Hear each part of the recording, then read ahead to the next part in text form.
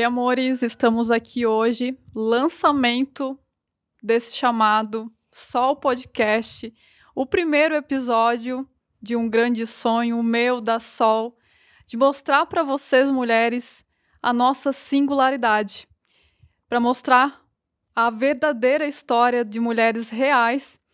E hoje eu estou aqui com uma mulher que me inspira, que inspira muitas mulheres e que vai inspirar você aí de casa, que é a doutora Raquel Tomás. Ela é médica, ginecologista e obstetra. Que honra de conhecer mais um pouquinho da sua jornada e certeza que as mulheres vão se inspirar com você.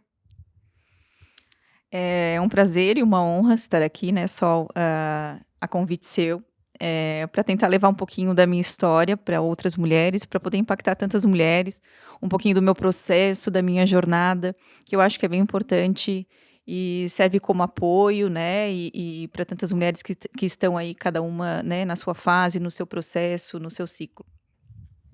Que lindo. Raquel, na verdade, eu tenho uma história já para contar para vocês. Ontem, fim da tarde, ela estava fazendo um parto. Ela nem sabia se ela poderia estar hoje aqui. É isso mesmo? É isso mesmo, vida de obstetra é isso, né? Eu fiquei pensando se te avisava ou não, pensei, não, vai dar tudo certo, né? Daí a gente marca para examinar a paciente antes, aí eu vi que estava tudo indo bem, disse, não, vai dar certo, fé, né? E deu tudo certo, Deus permitiu, estou aqui, não precisei te avisar, também não queria te deixar tensa, mas assim, conviver com obstetra é a incerteza sempre, né?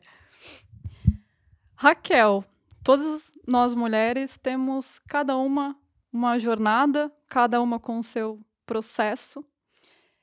E me conta, quem que é a Raquel? Conta para nós, mulheres, a singularidade da Raquel. Então, acho que são muitas Raquéis em uma, né?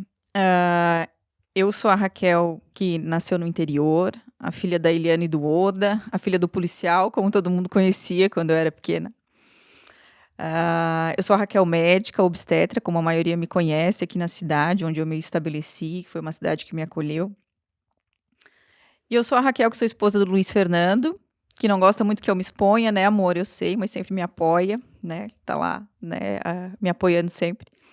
Sou a mãe do Chico, que tem 3 anos, né? Que é o nosso grande amor, assim. E muitas vezes eu olho para aquela criança e eu falo pro meu marido, meu Deus, eu não sei como é que eu fui fazer uma criança dessas. Eu não sei o que Deus viu em mim que me presenteou com uma criança tão linda e tão perfeita. E hoje eu sou a Raquel em busca de equilíbrio, assim, né? Eu me vejo como uma mulher sempre em construção, em busca de equilíbrio, principalmente nessa questão que eu acho que muitas mulheres têm hoje em dia, né? De equilibrar a vida profissional, a vida como mãe, a vida como esposa. Então, estamos sempre no processo.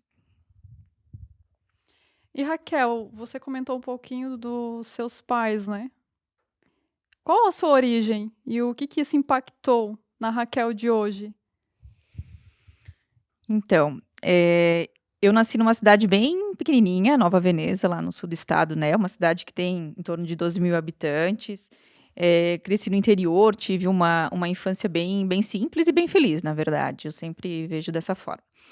Eu sou filha de um policial militar, hoje aposentado, e de uma mulher que foi dona de casa por muitos anos, assim. Então, acho que a minha mãe até eu ter 10, 11 anos, ela ficava em casa com a gente. Eu acho e eu vejo isso hoje como um grande privilégio, assim, né. Quando eu penso no meu filho e nessa busca pelo equilíbrio de hoje em dia, eu vejo que eu realmente fui uma criança muito privilegiada, eu e os meus irmãos, né.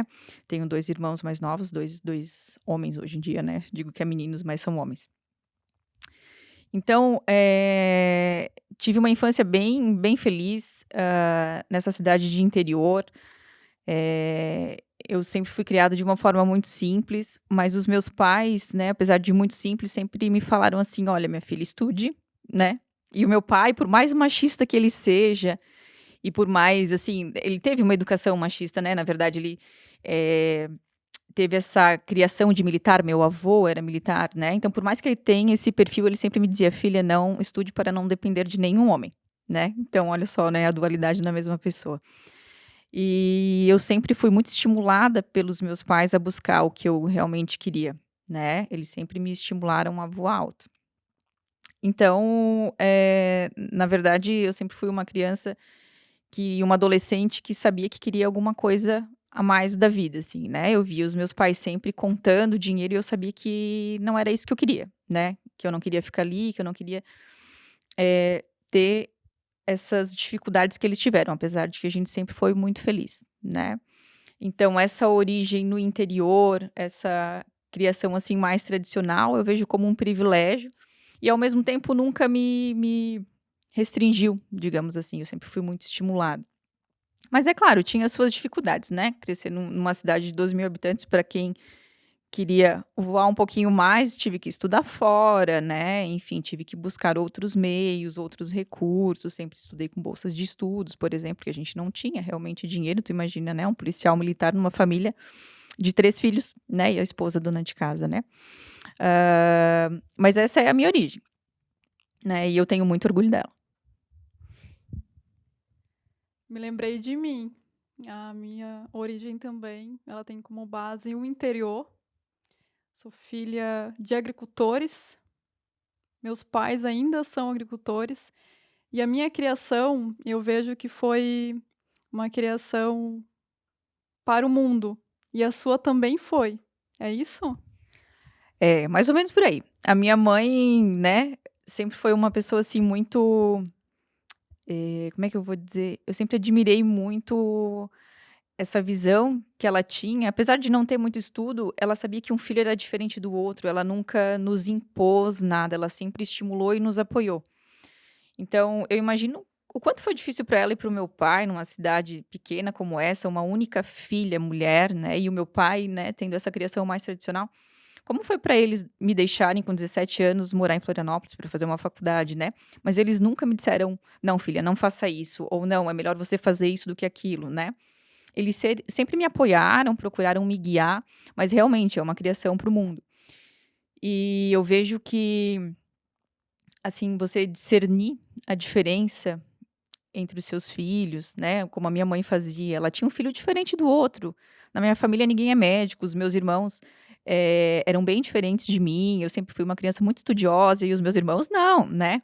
E a minha mãe nunca cobrou que eles fossem iguais a mim, e ela dizia sempre que cada um tinha o seu tempo, que cada um tinha as suas particularidades, as suas qualidades, e eu achava sempre muito interessante essa visão que ela tinha de procurar o que tinha de melhor em cada filho sem ficar comparando um com o outro. Né, então, sim, hoje ela tem 3 filhos muito diferentes, cada um com uma carreira completamente diferente da do outro, mas todos, graças a Deus, muito realizados, assim. Você trouxe pra gente dessa versatilidade da mulher. Tem várias Raquéis, né?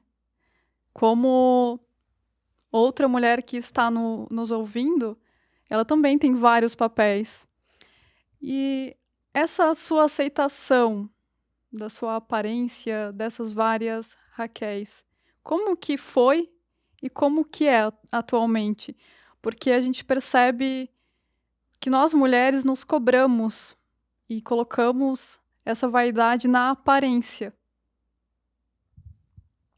Pois é, falar de aparência é um pouco buscar lá nas minhas origens, né, na minha infância, na minha adolescência, porque eu passei por alguns processos e que foram difíceis e que também foram muito influenciados, né, pelo meio onde eu vivia, claro, né.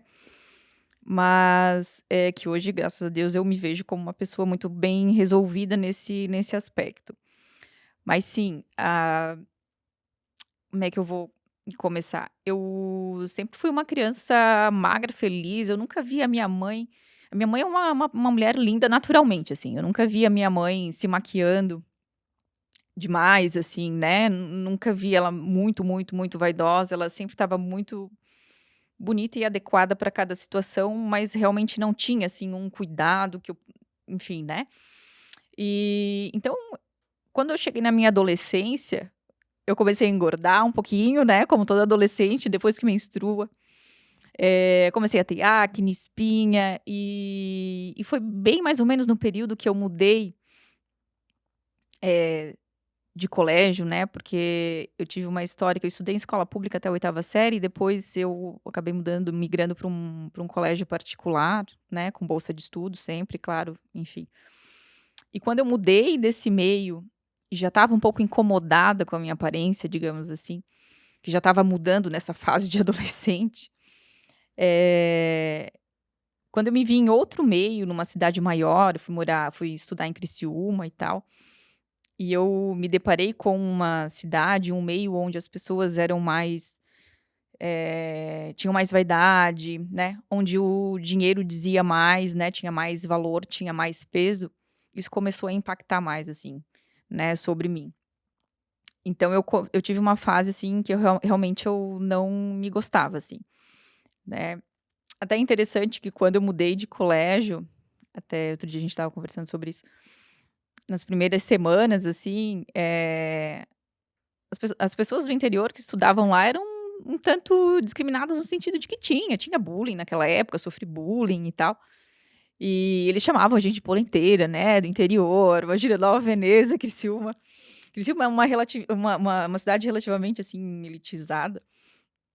E aquilo, assim, ó, me deu um choque de realidade, porque lá na minha cidade todo mundo me conhecia, todo mundo sabia que eu não tinha dinheiro, mas todo mundo se conhecia há muito tempo, enfim, né. E quando eu mudei de meio, essa questão da aparência tomou um peso maior, assim, né.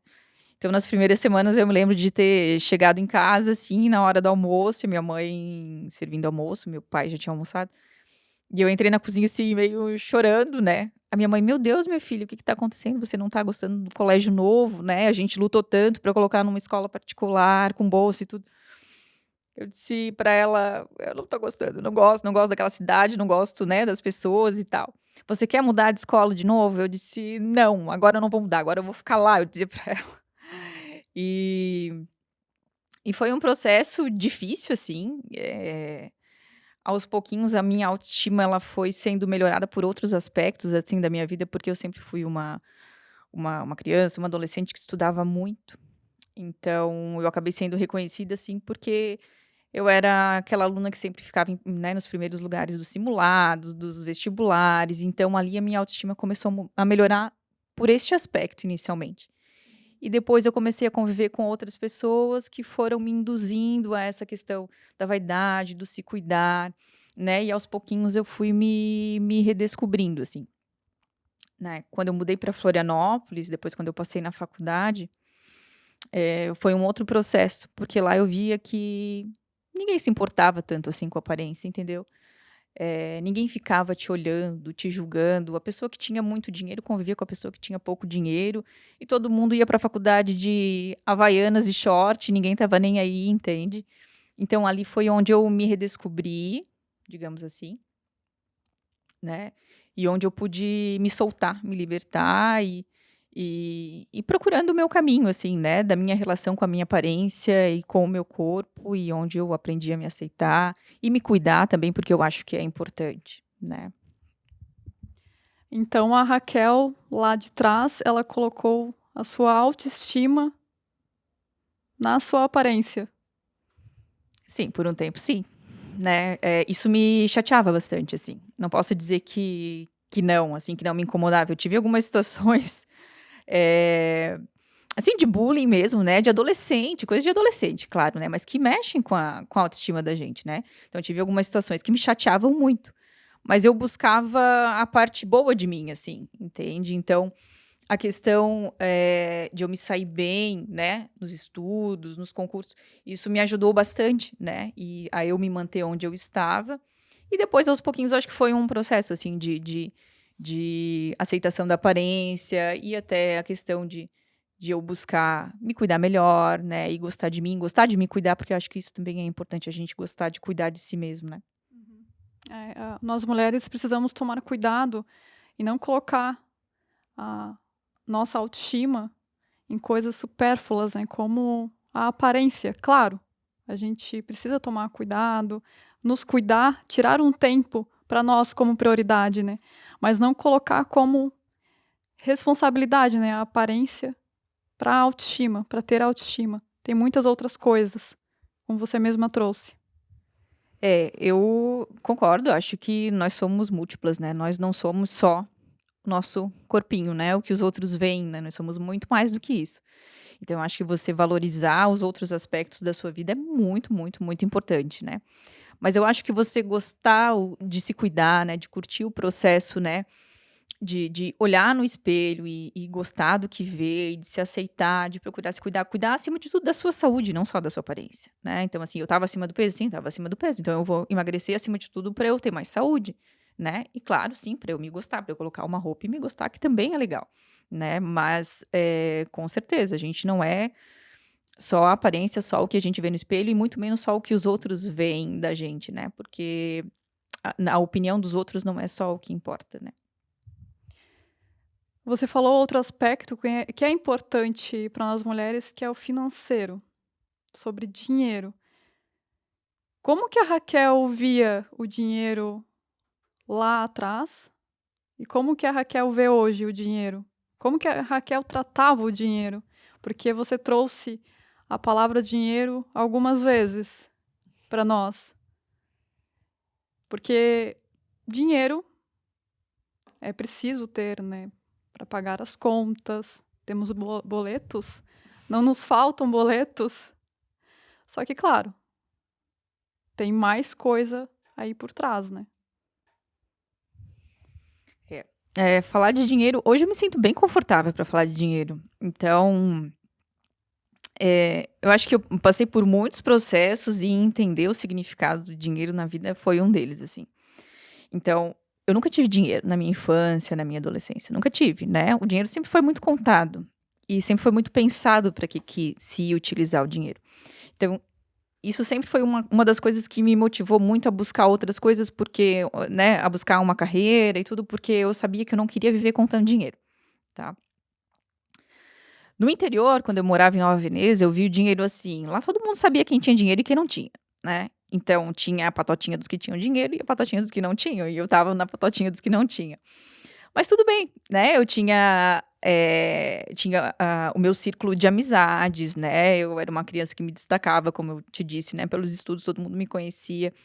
E aquilo ali pra mim tava ótimo. Eu era uma criança feliz, tinha uma infância feliz, uma adolescência feliz.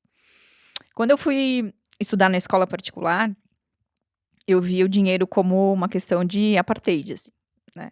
Aí o negócio ficou meio, né, eu vi me impactou mais, assim, porque era muito visível, assim, né. Tinha várias turmas, assim, do mesmo ano, né, do ensino médio, passei o ensino médio em escola particular, como eu falei, né, sempre usando bolsa de estudos. Então tinha aquela turma que era da elite. Aí tinha a turma que era só, né, dos alunos que vinham do interior para o colégio. Então era muito claro, assim. Então eu desenvolvi uma ideia de que o dinheiro separava, que o dinheiro era ruim, e muitas vezes eu tinha a sensação que eu não era merecedora, ou talvez eu não pudesse estar no mesmo ambiente que as outras pessoas que tinham dinheiro, entende? Bom, daí, né, enfim, aí eu, acabei, né, traçando toda a minha trajetória, virei médica, meu Deus do céu, primeiro plantão que caiu na minha conta, eu achei que eu estava rica. Foi uma coisa quando a gente nunca teve dinheiro, né, no primeiro momento que tem, assim, meu Deus, nem sabe o que fazer direito. E hoje eu não posso me queixar dessa questão financeira, graças a Deus, o dinheiro me traz muito conforto, me traz, né, me traz uma vida confortável, né, para que eu possa ficar 2 turnos por semana com meu filho, para que eu tenha tempo de qualidade com ele, para que eu possa fazer as minhas coisas, que eu possa passear, enfim, me traz conforto. Mas hoje eu vejo o dinheiro, que o dinheiro não muda a pessoa, porque eu sou a mesma Raquel que eu era há muitos anos atrás, quando não tinha dinheiro, né. Então, eu vejo o dinheiro hoje como um plus, assim. Eu já passei por diversas situações muito interessantes, passei a faculdade inteira sem comprar nenhuma pecinha de roupa, né, fazia 2 estágios remunerados para pagar as minhas contas, porque minha mãe só mandava dinheiro para o aluguel praticamente, né. Então foram anos muito difíceis, que me ajudaram a valorizar o dinheiro hoje, né, ao mesmo tempo que a gente valoriza o que a gente ganha. Por outro lado, eu vejo que o dinheiro não deve, pelo menos, né, mudar as pessoas, e não muda as pessoas e não determina quem nós somos, né. Eu até tenho algumas histórias bem interessantes, assim, para quem me conhece hoje. Eu sou nova nessa cidade, há 4 anos eu moro aqui, as pessoas não conhecem direito a minha história. Mas eu estudava na UFSC, na Universidade Federal, porque não tinha outra possibilidade de fazer faculdade se não fosse na Federal, não tinha dinheiro. E muitas vezes, algumas vezes, assim, eu, né, levava meu sanduichinho lá de casa, né, para almoçar, porque a faculdade era em turno integral, né. Então tinha que almoçar fora. E às vezes os meus colegas me convidavam para ir almoçar. Vamos almoçar lá no restaurante tal e tal. E eu dizia, não, eu tenho alguma coisa para fazer. Inventava uma história. E não foram poucas as vezes em que eu comi o meu sanduíche no banheiro da biblioteca, né? Porque eu tinha vergonha de não ter dinheiro, olha só. E hoje eu vejo isso como uma grande bobagem, né? Uma grande bobagem porque o dinheiro não deve mudar quem nós somos, não muda a nossa essência. E isso é uma das coisas que eu levo para a vida, porque eu atendo no meu consultório particular, na minha clínica, que é linda, maravilhosa, que eu amo. Mas eu atendo no SUS e eu vejo isso como uma meta de vida. A gente não deve diferenciar as pessoas pelo dinheiro. Eu tento tratar todo mundo da mesma forma, com a mesma empatia. É claro que no SUS eu não tenho o mesmo tempo de fazer uma consulta como eu tenho tempo e estrutura na minha clínica. Mas a forma como a gente cuida das pessoas, o olhar, a empatia, o cuidado, eu acho que não deve ser diferenciado pela pessoa ter dinheiro ou não. Eu lembrei de mim mesma, porque quantas vezes eu tive vergonha de não ter dinheiro. E ainda não tenho. Ainda não tenho. A gente vai construindo, né? A gente está construindo. Só que lá atrás a Sol também teria vergonha. Hoje não. Hoje a Sol não tem vergonha de expor isso. E como é bom a gente se libertar disso, né? Nossa, foi uma libertação para mim, assim, quando eu entendi o papel do dinheiro na nossa vida, assim, né, de ver que isso não importa tanto assim, meu Deus do céu, tá, se a pessoa tem um carro melhor que o meu, tá, e daí, né? Até porque ter um carro melhor que o teu não significa que ela tenha dinheiro mais do que você, né? Então a aparência não importa tanto assim. E é uma libertação, assim, quando eu descobri o papel do dinheiro na minha vida e de que isso não mudava em nada quem eu sou, a sensação é de liberdade. E você comentou sobre atender no SUS. Essa humildade, porque no fim das contas é ter humildade, porque muitas vezes eu mesma, a minha jornada, eu caí por não ter humildade. Eu aprendi na marra. E você trazer que você foi fiel à sua essência, porque você foi para a cidade grande e você poderia ter se perdido, né, de alguma forma, mas os seus valores lá de trás da sua origem esteve contigo. E por que atender ainda no SUS? Porque você comentou que tem a clínica, né? Você atende ali e a tua agenda é cheia, porque eu tento falar com ela. Ou mulher que trabalha, porque são muitas grávidas, né? Que bom. Graças a Deus, né? Bom, né? Bom demais. Me conta, por que atender ainda no SUS? Como que é essa experiência?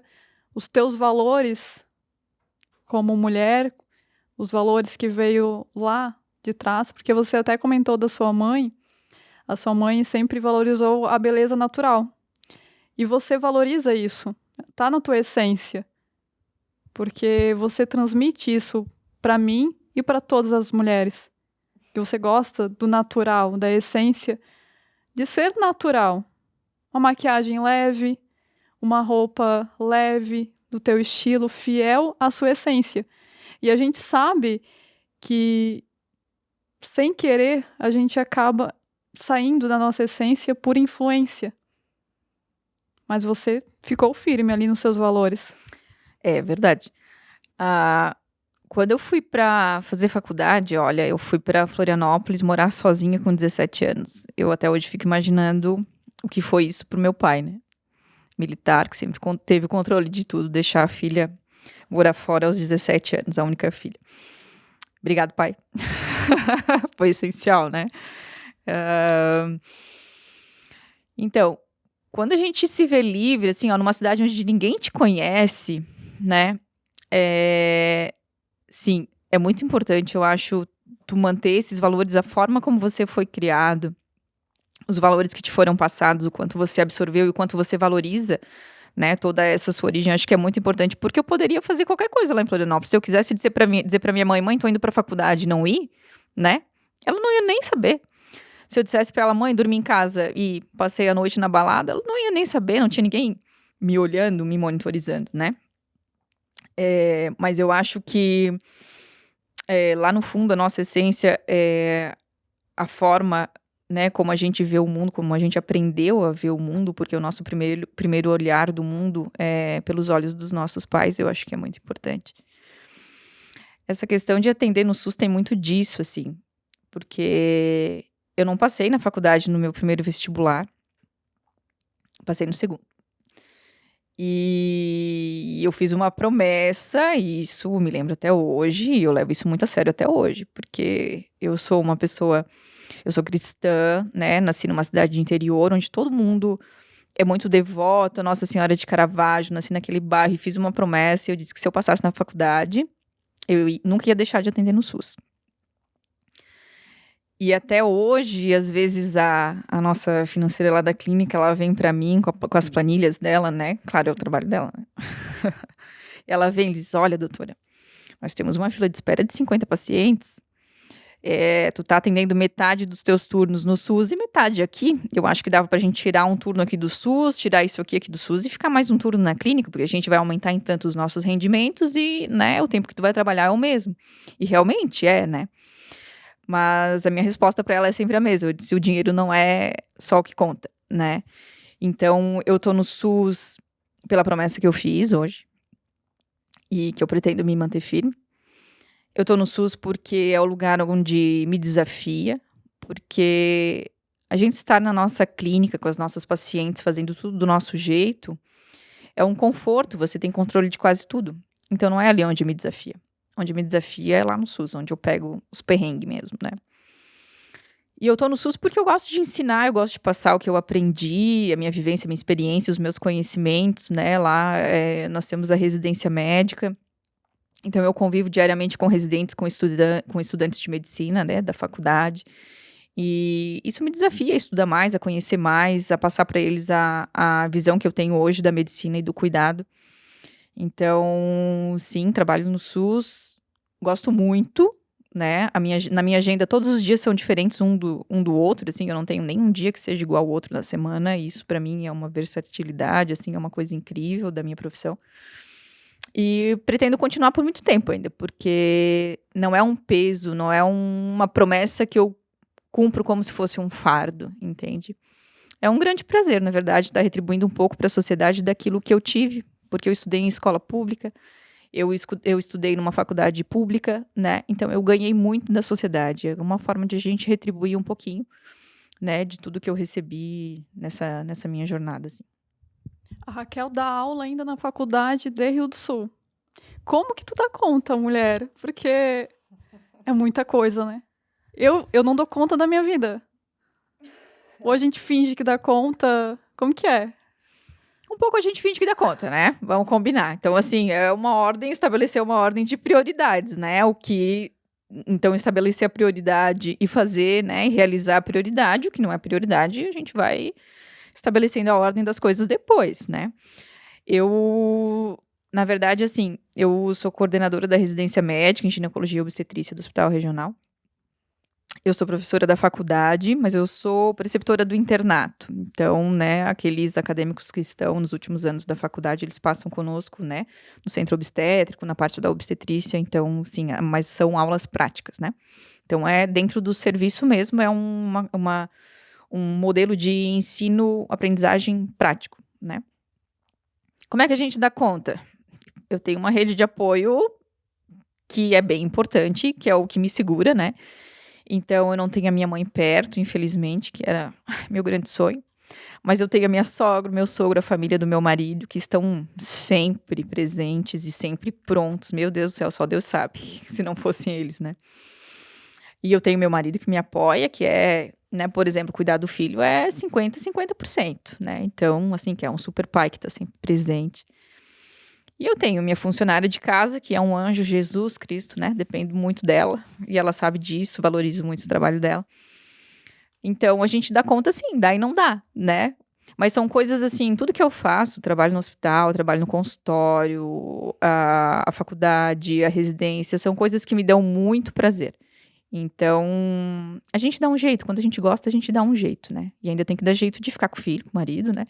Mas é uma busca por um equilíbrio, não é fácil, mas é um processo que é gostoso. Prioridades, né? Essa é a palavra. Colocar prioridades na sua rotina. Porque se a gente desfocar, a gente não faz nada no dia. A gente pega o celular na mão, se tu deixar, você perde um tempo ali olhando as redes sociais. Mas, na verdade, você poderia ter colocado uma prioridade em algo que faria sentido, né? Raquel, você trouxe sobre carreira de médica e eu, aspirante, vendo de fora, é uma profissão linda. Só que bastidores, a vida real é outra coisa, né? Como que é se formar? Como que foi a carreira sua? Porque a gente sabe que é um processo, que muitos profissionais às vezes desistem na metade do caminho porque tudo é passo a passo para você ter uma carreira profissional. E medicina não deixa de ser uma profissão como as outras, né? Tudo é um processo de não desistir. Conta pra gente os bastidores da vida real mesmo, da área. Bom, então, deixa eu contar um pouquinho sobre como eu cheguei aqui, né? Nessa situação de obstetra. Na minha família não tem nenhum médico, nós não tenho, né, nenhuma influência, assim, de médico conhecido. Eu acho até interessante de falar sempre isso, porque eu sabia que eu queria chegar a algum lugar, mas eu ainda não sabia direito onde. Então, eu sempre dei o melhor de mim em tudo que eu fazia, desde de criança sempre fui muito estimulada, graças a Deus. E por algum motivo, eu acho que até por muito, assim, até muito ao acaso, eu acho que tinha alguma coisa que tinha meio predestinado, assim. Como eu sempre fui muito estudiosa, as pessoas diziam, não, você tem que fazer medicina, mas não era uma coisa que, eu tenho, né, que eu tinha desde criança. Então, eu acabei fazendo medicina. Quando eu cheguei na faculdade, que eu passei, quando eu cheguei na faculdade, nos primeiros semestres, assim, que era aquela coisa bem básica, né, de qualquer faculdade, eu acho, né. Eu pensei, meu Deus, acho que eu tô no lugar errado. A minha mãe vai me matar, eu pensei. Porque eu fazer tudo isso aqui e agora desistir, né, passar numa faculdade federal, medicina, e desistir, eu pensei, não deve ser isso aqui, não deve ser só isso aqui, eu pensei, né. Aí as coisas foram passando, né, os semestres foram passando, e quando a gente chegou na parte prática realmente, no lidar com o ser humano, no lidar com o paciente, aí foi que as coisas foram mudando. E na verdade o nosso dia a dia é muito isso, né, de lidar com o público, com o ser humano, com a dor do outro, com o processo do outro, no meu caso nem tanto a dor, muitas vezes a dor também, né, porque a obstetrícia também tem as suas perdas. E são perdas, né, muito difíceis, né, quando elas acontecem. Então quando chegou nessa parte prática foi onde eu me apaixonei realmente. E daí vi, não, tô no lugar certo, né. A obstetrícia chegou na minha vida meio que, eu sempre digo que a obstetrícia me escolheu, eu que não fui eu que escolhi a obstetrícia, né. Quando eu entrei na faculdade, que eu passei pelas primeiras aulas da ginecologia, assim, eu dizia: "Ginecologia tá excluído, pediatria tá excluído, não quero isso, não quero isso". E daí quando chegou na obstetrícia, na parte prática, eu assisti meu primeiro parto, me lembro até hoje e eu acho engraçado de contar. Assisti meu primeiro parto e tive que sentar pra não desmaiar. Juro, acredite se quiser. Sentei, respirei, olhei aquilo e disse: "Meu Deus, que processo que é isso aqui, né?". Eu fiquei sim, assustada, mas ao mesmo tempo fiquei impressionada com esse processo do corpo humano, com as nossas capacidades, como isso é mágico, poderoso, esse encontro da mãe com o filho, esse processo de parir. E ali eu comecei a me apaixonar e eu pensei: "Não, não deve ser isso", porque é como tu estava me dizendo, né, falar comigo é difícil, marcar uma reunião comigo é difícil, a qualidade de vida hoje não é, assim, das melhores, e eu tô trabalhando nisso. Então, quando a obstetrícia me escolheu, eu pensei, não pode ser isso, deve ter outra coisa que eu goste e que me deva me dar uma qualidade de vida melhor. Fui fazer estágio em cirurgia, fiz estágio fora em cirurgia, 40 dias em cirurgia geral, cirurgia de pâncreas. Quando eu voltei desse estágio que eu fiz lá na Itália, eu pensei, gente, isso aqui não é pra mim, não. E daí eu voltei pra obstetrícia e ali não larguei mais. E foi um processo, assim, de se apaixonar cada vez mais. Quando a gente se forma médico, como todas as profissões, eu imagino, né? Começar a atuar é muito difícil, assim, né? Onde está... Você pensa assim, agora sou eu e a vida de alguém sob minha responsabilidade. É mais ou menos assim. Eu sempre busquei, assim, né, pessoas que me apoiassem. Então, assim, meu marido é médico. Ele já era formado há 3 anos, quando eu me formei. Então, ele estava sempre nos bastidores, me apoiando, né? Qualquer coisa eu ligava para ele. A gente tinha uma certa parceria, assim, que era que foi bem importante para mim no começo. Mas, sim, tiveram muitas situações, assim, né, de insegurança, de choro, de achar que não vai dar conta, né? Mas é o processo que imagino que todos os profissionais em muitas áreas passam, né? A nossa tem uma responsabilidade um pouquinho maior. Bastante, né? Bastante grande, na verdade, porque é a saúde e a doença de alguém que tá, né, nas nossas costas, assim. Você traz a vida. E isso é incrível. Nós mulheres somos tua fã mesmo. Porque olha que lindo você realizar o sonho de cada mulher, de ser mãe. E estar ali com ela sendo humana, né? Porque você é mãe também. Você sente na pele. E você leva isso nas histórias que você conta. Só que nesse caminho também tem perdas.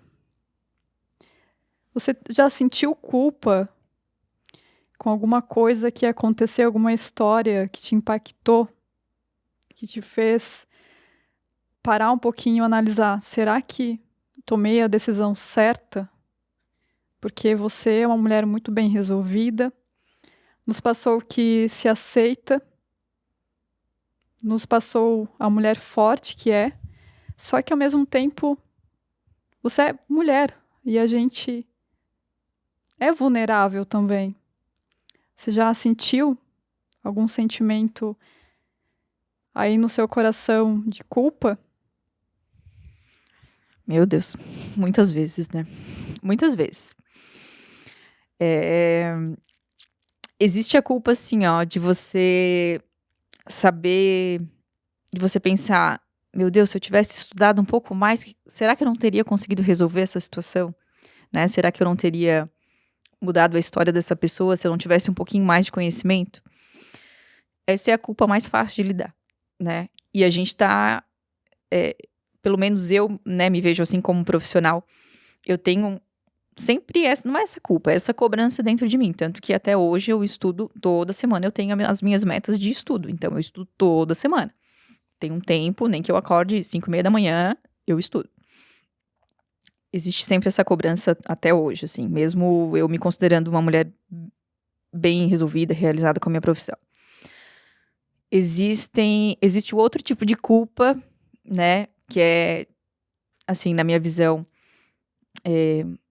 principalmente relacionado às perdas, onde você pensa, se eu tivesse dormido um pouquinho melhor aquela noite, será que eu não teria pensado numa outra solução? Será que eu não teria feito diferente? Será que eu não teria achado a solução mais rápido? Será que eu não teria perdido menos tempo, né? E teria salvado aquela pessoa, salvado aquela criança? Então, essa é a culpa que corrói um pouco mais. Mas, ao mesmo tempo, eu penso assim, que já foram algumas centenas de casos onde eu melhorei a situação. Eu salvei uma vida, ou às vezes 2, né? Da mãe da criança. Então, eu acho que isso faz parte do processo de aprendizagem e de amadurecimento do profissional. Hoje eu consigo contar, graças a Deus eu conto nos dedos de uma mão os óbitos, assim, que eu coloco sob minha responsabilidade, assim, né? Em que eu, assim, tenho bem claro na minha cabeça que eu poderia ter feito mais. Isso é uma coisa que a gente não esquece, né? Que a gente se perdoa e que tu entende que faz parte, mas a gente não esquece. Eu ainda não era especialista quando tive o caso mais, acho, que me marcou mais, assim, um dos casos mais marcantes. E os casos que marcam mais a gente é quando o paciente entende a situação e te cobra. Eu acho que isso é mais, né?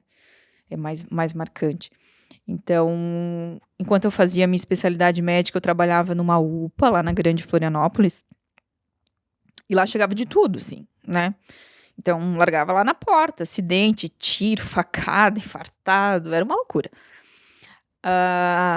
E daí eu cheguei num plantão e tinha um menino, um rapaz de uns 30 anos, assim, né? Que tinha paralisia cerebral, tinha uma qualidade de vida já bastante comprometida pela situação de base dele, né? E tava com uma pneumonia bem importante, né? Tava lá na sala vermelha, que a gente diz, né? Monitorizado. E tava aguardando transporte para ser transferido para um hospital. Então, me foi passado no plantão, ó, esse paciente tá assim assado, tá? Tá grave, mas tá estável na sua gravidade, tá aguardando transporte do SAMU. E eu, ok, né? Então, eu ia continuar monitorizando ele e aguardando o SAMU. Então, já tinha ido lá, já tinha avaliado, já tinha conversado com a mãe, né? E dali a pouco chegou um infartado na porta, assim. Era um senhor de uns 56 anos, assim, jovem, ígido, magro. Então, aquela pessoa, assim, que nunca tinha tido nada, aparentemente, e de repente chegou com um infarto, assim, bem importante, bem instável. E eu me lembro que eu coloquei lá na sala vermelha, do lado dessa outra pessoa, e a gente estava fazendo as medidas iniciais, né, para o infarto, e o diagnóstico, enfim, estabilizando o paciente. E daí, nesse momento, chegou o SAMU para transportar aquele lá, né, aquele da paralisia cerebral com pneumonia. Aí a médica do SAMU me olhou lá naquela situação, estabilizando aquele infartado, né, que estava grave, que estava instável. Daí ela olhou para mim e falou assim: nós vamos levar o infartado, né? Aí eu olhei para ela e disse: vamos levar o infartado. E vamos deixar o outro para depois. E aquele momento ali foi o momento da decisão. Mas naquele momento eu não tive nenhuma dúvida, né? E daí o que aconteceu? Eu continuei estabilizando o infartado. Ele foi levado pela médica do SAMU. Quando a mãe, né, a acompanhante daquele outro paciente que ia ser transportado, viu que eu passei o outro na frente, digamos assim, né? Que eu fiz a escolha, ela veio pra cima de mim que nem uma águia, assim, né? E, enfim, teve uma situação que foi muito ruim, né? Em que ela me ameaçou e eu expliquei pra ela: olha, assim que o SAMU sair com esse paciente, eu vou pegar o seu filho, vou colocar na ambulância branca da UPA, né? Que existe uma ambulância que não é uma UTI móvel, mas a gente pode equipar. E vou levar pessoalmente ele lá pro hospital onde existe a vaga dele, né? Onde estão esperando. Mas ela teve uma reação bem ruim, e isso foi o que me marcou muito, né? E em determinado momento, sim, eu perdi a paciência, até fui um tanto grosseira com ela e tal. Mas assim que aquele paciente infartado saiu, eu peguei a ambulância branca e levei o paciente para o hospital onde a vaga estava esperando ele, e enfim, a princípio deu tudo certo. Daí, um tempo depois, o diretor clínico do hospital da UPA veio falar comigo e disse que a mãe daquele paciente com a paralisia cerebral, que foi para o hospital, e depois eu fiquei sabendo que faleceu 3, 4 dias depois, né? Pela condição de base, de saúde ruim, né? Que tinha, enfim. E disse que ela estava pedindo prontuário para revisar porque ela ia me processar. Isso foi uma coisa que me marcou. E, enfim, eu fiquei muito estressada. Foi a minha primeira situação, assim, né? De ameaça de processo. E daí revisei prontuário. E daí falei com um colega advogado. E, enfim, a gente se reuniu com o diretor clínico da UPA se reuniu com ela para tentar entender qual que era a situação, o que ela não tinha entendido, enfim. E daí eu estava muito estressada com essa ameaça do processo. E no outro dia eu estava lá num plantão, acho que uns 3, 4 meses depois. O processo nunca veio, na verdade. E daí uma acompanhante, uma pessoa que estava ali dentro da UPA, chegou para mim e disse assim: você é a doutora Raquel? Eu disse: sou. Deixa eu te falar uma coisa. O meu marido infartou aqui na UPA faz uns 3, 4 meses. E você que atendeu ele. Eu pensei, pronto. Outro, né? Porque eu não me lembrava mais dessa história, né? Tantos infartados que a gente atende. Eu pensei, pronto, ela vai me falar alguma coisa que aconteceu com o marido. Ela, não, eu só queria te agradecer porque assim, ó, ele saiu muito bem. Hoje ele tá muito bem. E a médica que atendeu ele lá no hospital disse que o infarto foi muito grave e que ele só sobreviveu porque ele foi muito rápido. Porque ele foi atendido muito rápido e porque ele foi mandado para o hospital para fazer a terapia muito rápido. Né? E eu queria te agradecer porque se não fosse você, ele não teria sobrevivido. E naquele momento, assim, parece que encerrou um ciclo, assim, na minha cabeça, né? Aquele ciclo de culpa, né? Daquela situação, assim, de não saber. Eu sabia que eu tinha feito a coisa certa, mas no fundo tu fica com aquela sensação de que talvez pudesse ter feito diferente, né? Ou pelo menos a culpa de ter sido grosseira com a mãe do paciente, enfim. E naquele momento, aquela mulher não sabe, mas ela me deu uma paz que encerrou, assim, essa questão deste caso, assim, dentro do meu coração. Mas, claro, tiveram outros depois, mas aos poucos acho que a gente vai aprendendo a lidar, né, com essa questão da responsabilidade, da culpa, da cobrança, né, parece que a gente sempre poderia ter feito mais, mais e mais e mais. Mas a gente tem que pensar que nós também somos humanos e nós também precisamos, né, nos conhecer um pouquinho, né, precisamos de um pouquinho de cuidado com nós mesmos, assim, para não nos cobrarmos demais, né? Porque erros acontecem, né? Nem sempre o certo para uma pessoa é o certo, né? Que a gente aprende, o certo do médico, né? A pessoa que está vendo de fora, às vezes não interpreta aquela situação da forma como você está vendo. Então, eu acho que um pouquinho de bondade, assim, né? De olhar com bons olhos para nós mesmos, acho que é importante. Que história. E somos seres duais. Erramos e acertamos. Tá aí a nossa imperfeição. Não existe perfeição. Somos de verdade. E você, com essa história, nos trouxe verdade. De que a Raquel, ela é imperfeita, como todas as mulheres. E naquele momento, uma tomada de decisão, como várias tomadas de decisões que a gente tem na nossa vida, a gente se sente desconfortável, porque dói sair da zona de conforto. Mas tudo passa. E você teve essa virada dessa mulher que veio te trazer essa luz, dizer que você sim tomou a decisão certa, com o que você tinha de ferramenta, né? Que tem muitas coisas que fogem do seu controle, como muitas coisas fogem do nosso controle. A gente nem precisa ter o controle, porque emocionalmente nem é bom. Você falou de uma mãe, e hoje a Raquel é mãe. Como a maternidade é vista por você? Ser mãe, ter um serzinho ali que depende de você? Como que é? Todo mundo acha que a obstetra seria a mãe perfeita, aquela que amamenta, aquela que, né, enfim, vai ter um parto normal dos sonhos e... Não, gente, não é isso. Não é isso. Nós somos todas imperfeitas e cada uma tem o seu processo. Então, para começar, o meu filho nasceu de cesárea, não tive parto normal, apesar de não ter marcado cesárea.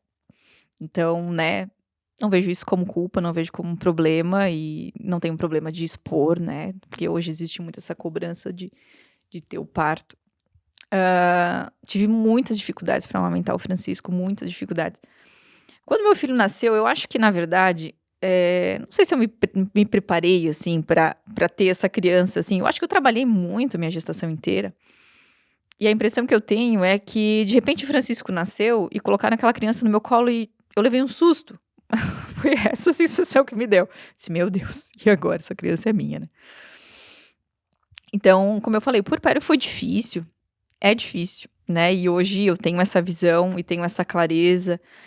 E olho para as minhas pacientes, assim, né? Quando vão para consulta de pós-parto, naquela situação de puerpério, olho com muita bondade, com muita tranquilidade, assim, para elas. Porque é um período difícil da nossa vida, de muito aprendizado, de muita insegurança e de muita tensão. Tive muita dificuldade para amamentar, mas não por isso que eu desisti. Nunca foi uma opção para mim desistir, mas também não recrimino quem desiste porque é muito difícil, né? Algumas pacientes têm mais facilidade, outras menos. Algumas mulheres mais, outras menos. Mas a maternidade sempre foi e continua sendo muito desafiadora. Como profissional, eu me vejo assim, ó, a profissional antes de ter o Francisco e depois de ter o Francisco, porque é completamente diferente. Me desculpem os obstetras homens, mas eles têm uma desvantagem bem grande. Então, isso influenciou muito na forma como eu lido com as minhas pacientes, com certeza. Mas talvez o maior desafio da maternidade para mim seja conciliar tudo. Eu sempre tento ver a minha situação pelos olhos do meu filho, assim. Então, me colocar no lugar dele. Então, esse equilíbrio entre a maternidade, a profissional, a esposa e a Raquel, filha, né? Porque eu também tenho uma família lá de base. Talvez seja o maior desafio hoje, assim. E é meio que involuntário. A gente acaba dando muita prioridade pro filho, pra maternidade. Eu acho que isso é importante, né? Mas a maternidade sempre foi muito desafiadora para mim. E me deu muito trabalho, me dá muito trabalho, mas é um trabalho muito gostoso, né? E hoje eu olho pro Francisco e eu sempre falo, e falo de novo, assim, meu Deus, que criança maravilhosa, o que eu fiz para merecer isso, né? Mas é uma delícia, assim. E falar do Chico, para mim, eu sempre não tenho como não abrir um sorriso. Mas a maternidade nos deixa, assim, muito insegura. Chega até um momento que a gente pensa, meu Deus, até onde eu sou a mulher, até onde eu sou a mãe, né?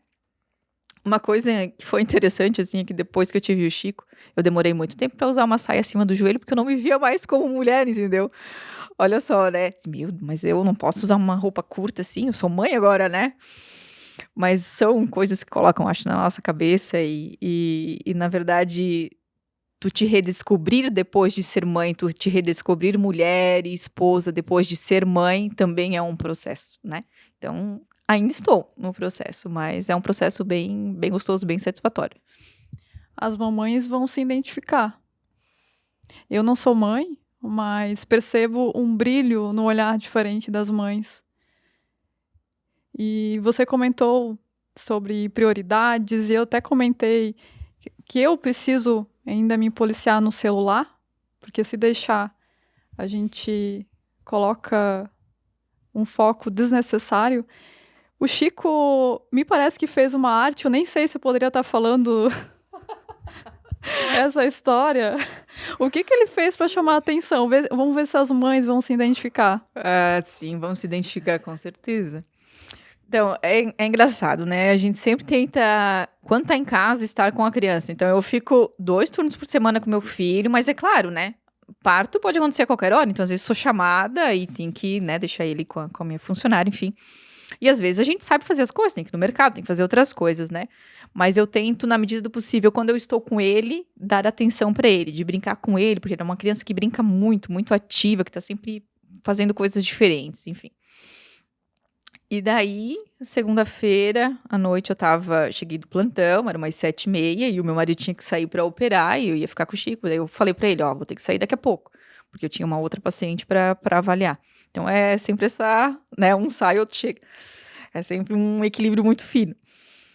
E daí tava eu lá com o Francisco, meu marido já tinha saído, eu tava brincando com ele ali no chão da sala, enfim. E tem todas as coisinhas dele ali, né? Tem uma mesinha onde ele faz as atividades que ele adora, pinta, recorta e tal. E daí uma paciente começou a me chamar no celular, e eu sabia que era uma paciente que estava para entrar em trabalho de parto, e ela estava falando que ela estava com contração e tal. E daí eu peguei o celular e fui, né, falar, porque tem coisas que não podem esperar, né? Eu estava sozinha com a criança, mas eu vi que ele estava distraído, daí enfim, tá tudo certo. E eu falando com ela no celular, daqui a pouco eu olhei ele muito rapidamente, eu nem percebi, guria. Quando eu vi, ele tava atrás de mim, assim, com uma tesoura na mão e um tufo de cabelo, assim, que ele me cortou meu cabelo. Deu um talho no meu cabelo, eu olhei aquilo, né? Ele tava rindo, eu comecei a rir, eu disse, meu filho, ai, o que tu fez? Mamãe, as meninas também precisam ter cabelos curtinhos, né? Eu disse, mas eu gosto do meu cabelo comprido, falei pra ele. Mas sim, ele só queria chamar atenção, porque ele tinha passado o dia todo longe da mãe, né? E daí a mãe chegou em casa e começou a falar no celular. Claro que era necessário, né? Mas para ele queria a atenção da mãe. Então, essa questão de olhar a situação pelos olhos da criança, eu acho que na maternidade faz uma diferença bastante grande. Tadinho, ele só queria brincar com a mãe dele, né? Mas olha, se ele soubesse, hoje tô tentando esconder esse furo no meu cabelo até agora. Que história, só as mães mesmo, para deixarem passar isso, né? Porque é uma evolução.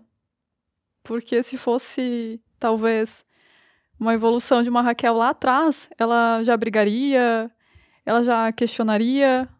Ali não. Sim, mas a gente aprende, assim, a dar valor para as coisas de verdade, né? Então, assim, meu Deus, meu filho tava ali rindo, afinado comigo, que tava desesperado ali, que ele tinha cortado meu cabelo.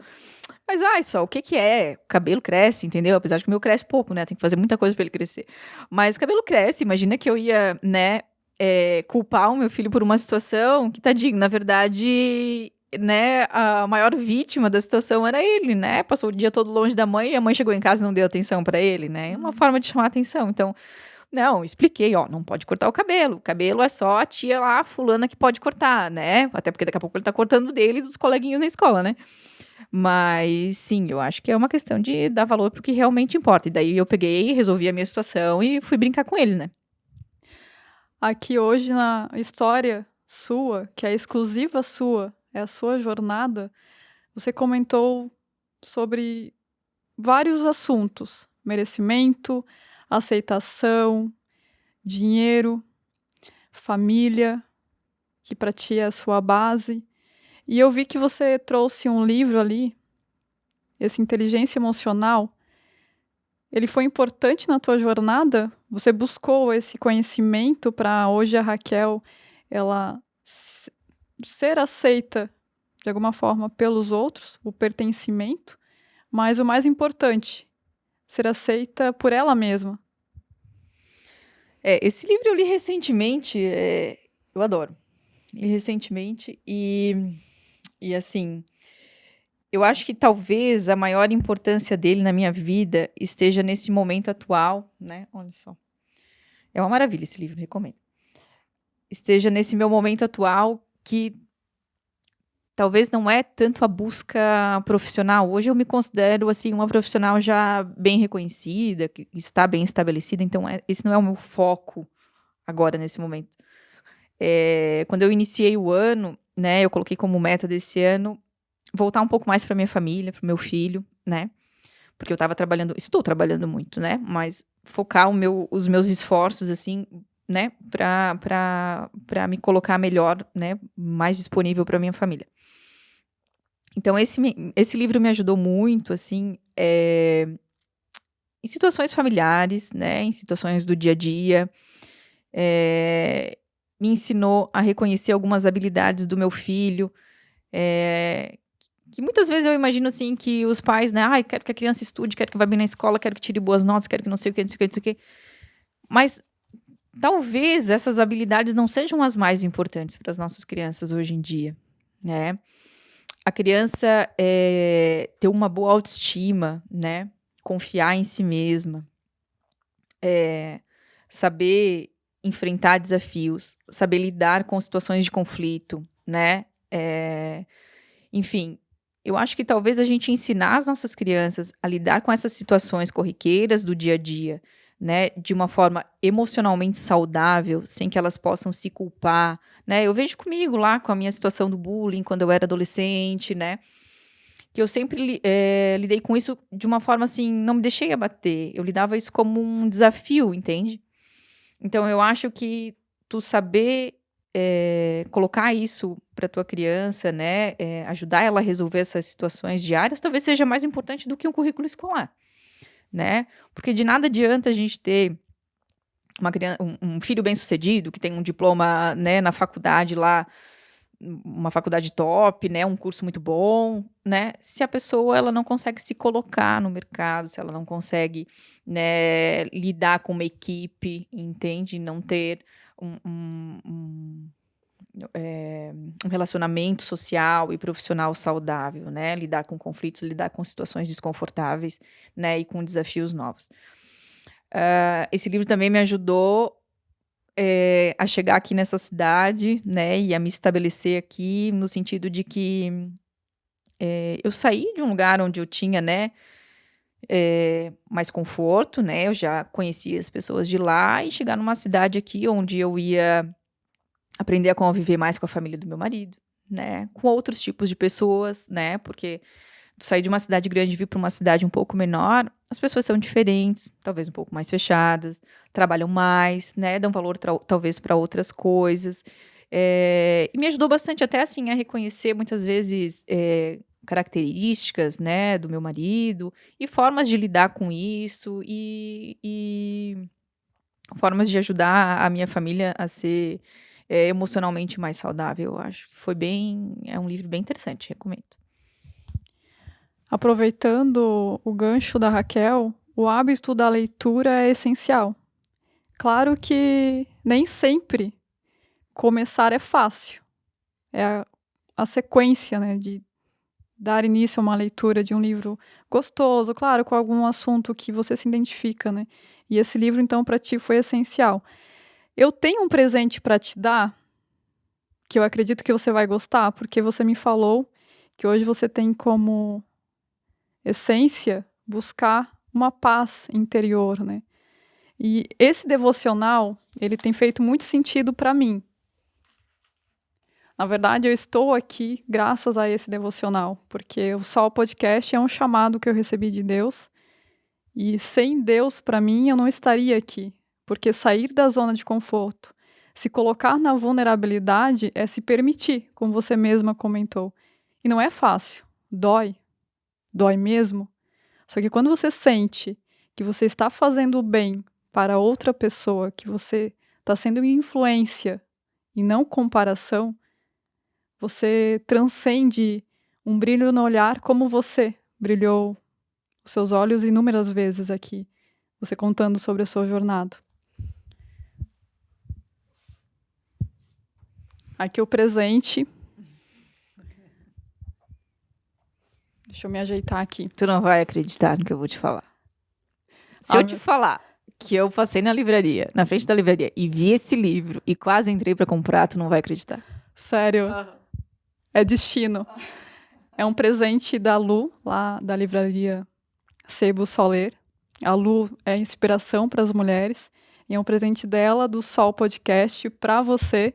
Se você olhou lá, então foi por isso que o Deus me falou.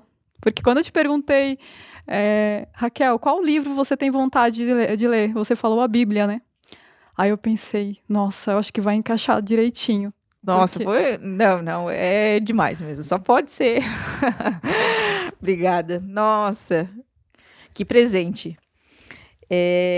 Obrigada mesmo. Obrigada, Lu. Acertou em cheio. Nossa, nem sabes o quanto. Só pode ser destino. Esse devocional, ele conta histórias de mulheres da Bíblia, trazendo para o contemporâneo.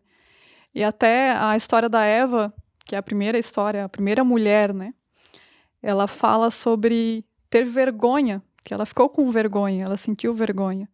E quantas vezes a gente tem vergonha da nossa história, da nossa origem, da nossa jornada, do nosso processo, porque cada uma tem o seu processo. E para você hoje, Raquel, o que é sucesso para você? Obrigada pelo presente de novo. Então, quando a gente fala de sucesso, talvez muitas pessoas associem a dinheiro, status, né? Mas eu vejo o sucesso assim como a nossa capacidade de impactar a vida das pessoas. Hoje, graças a Deus, eu sei que eu impacto muitas vidas, né? As vidas das minhas pacientes, no mínimo, assim. E eu busco sempre impactar, lógico, de uma forma positiva, né? Mas no meu processo atual, hoje, eu acho que talvez eu estou num processo de impactar a vida das pessoas que eu mais amo, que é as pessoas da minha família.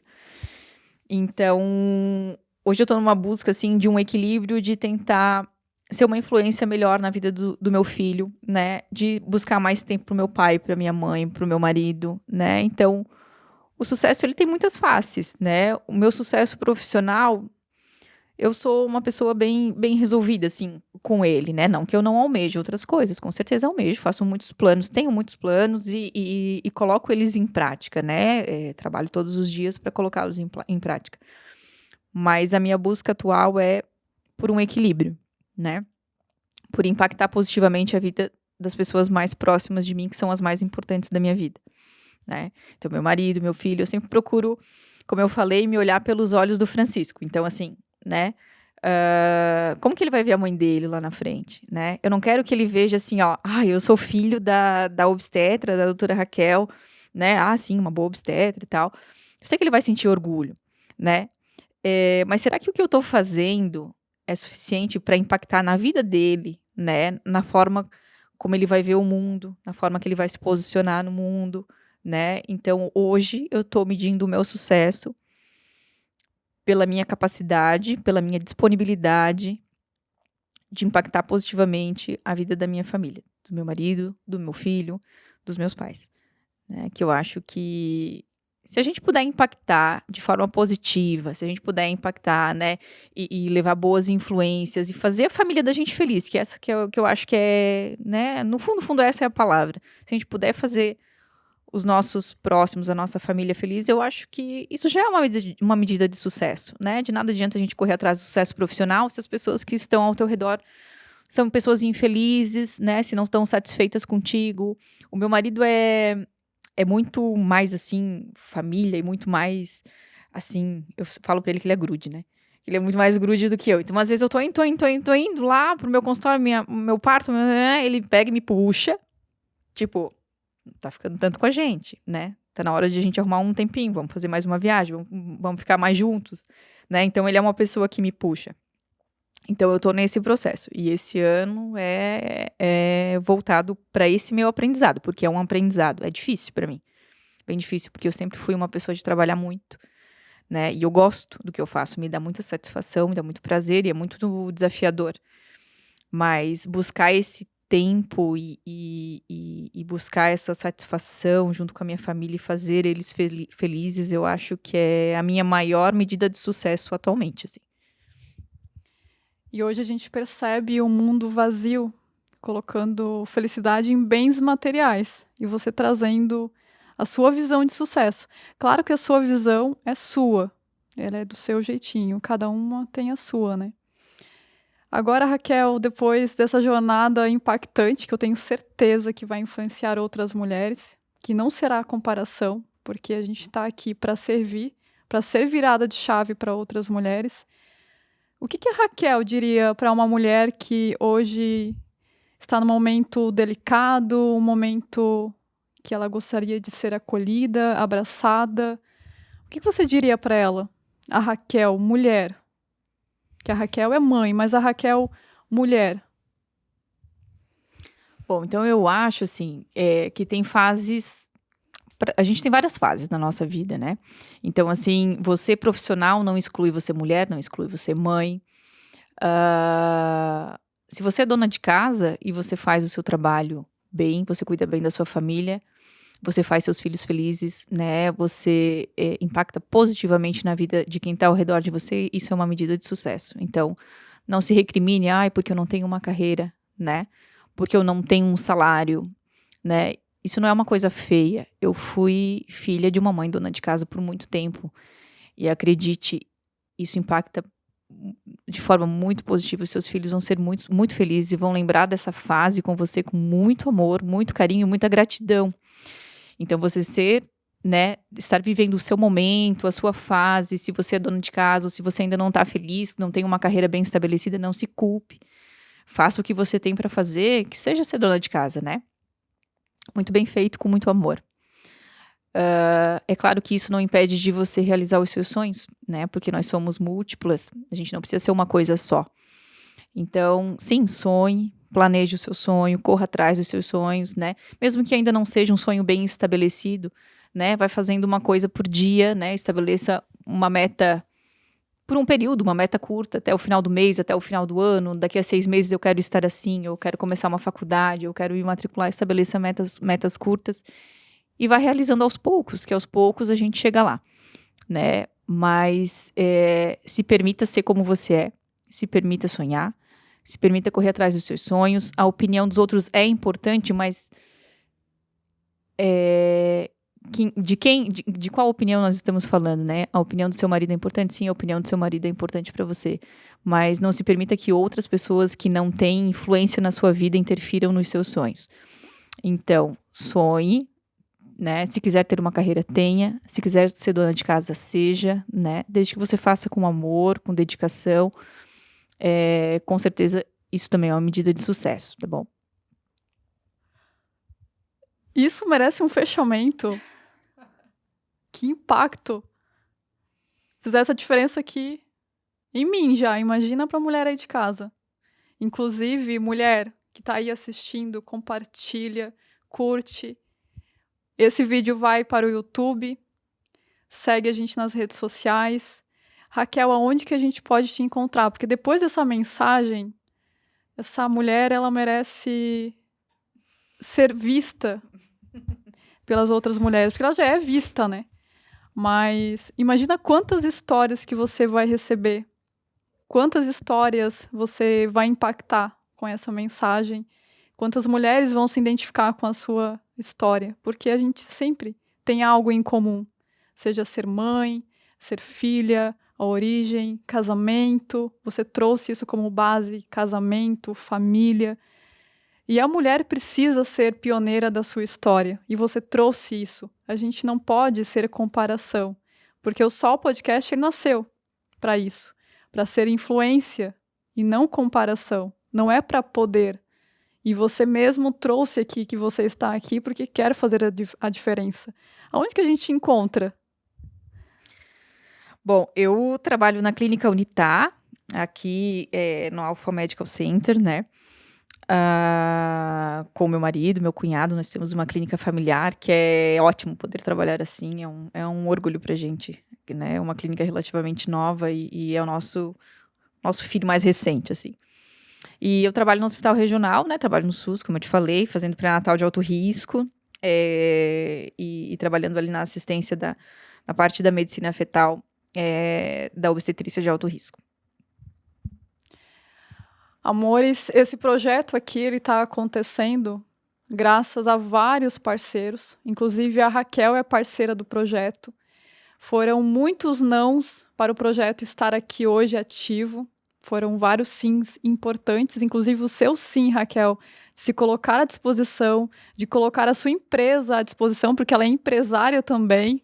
Tem muita coisa aí nessa jornada que aos poucos a gente pode vir trazendo, né? Mas muito, muito obrigada por estar aqui, colocar o seu tempo como prioridade nesse projeto de servir e que a gente possa ser virada de chave para outras mulheres, porque eu estou aqui e a Raquel também está aqui para ser virada de chave. É virada de chave mesmo para uma mulher que esteja precisando de acolhimento. Porque estar aqui é sair da zona de conforto, é se permitir ser vulnerável, porque eu não estou aqui para ser perfeita. E a nossa história, a história da Raquel, a sua história, ela é sua e ninguém te tira, né? E o mais importante a gente é ser fiel à essência como a Raquel trouxe. Ser fiel e aceitar, respeitar o seu corpo, a sua alma, porque a gente veio para um propósito, né? Obrigada, Raquel. Obrigada mesmo por se colocar à disposição. Eu quero agradecer a oportunidade. Quando tu veio me falar que tinha alguma coisa nova, eu pensei, deve ser coisa interessante. Vindo da Sol é coisa legal. E logo a gente já marcou e já fiquei empolgada. E quando tu falou do podcast, eu disse, tá aí uma oportunidade pra gente levar um pouco da nossa vida, um pouco da nossa vivência, um pouco da nossa visão de mundo também, né? Que, como tu falou, é completamente imperfeita, né? E hoje eu continuo buscando, assim, é um processo de autoconhecimento, é um processo de equilíbrio sempre, a gente está sempre naquela balança. Mas é muito importante a gente levar isso para outras mulheres, para saber que é assim para todo mundo, né? É assim para todo mundo e cada uma vai buscando o seu espaço, o seu processo, né? E o seu objetivo, de onde quer chegar e das suas prioridades, né? Então, sim, nós somos imperfeitas, nós somos multifacetadas, todas nós somos assim. É bem bom, é bem importante a gente aceitar que somos assim e aceitar cada um o seu processo do seu jeitinho. E buscar sempre melhorar como pessoa, como esposa, né? Porque a gente tá aqui realmente para isso, para servir a um propósito. E no fundo, cada um vai aos pouquinhos encontrando o seu, assim, né? E quando você encontra o seu, você sabe que é aquilo, né? Você se sente feliz, você se sente satisfeita, se sente realizada.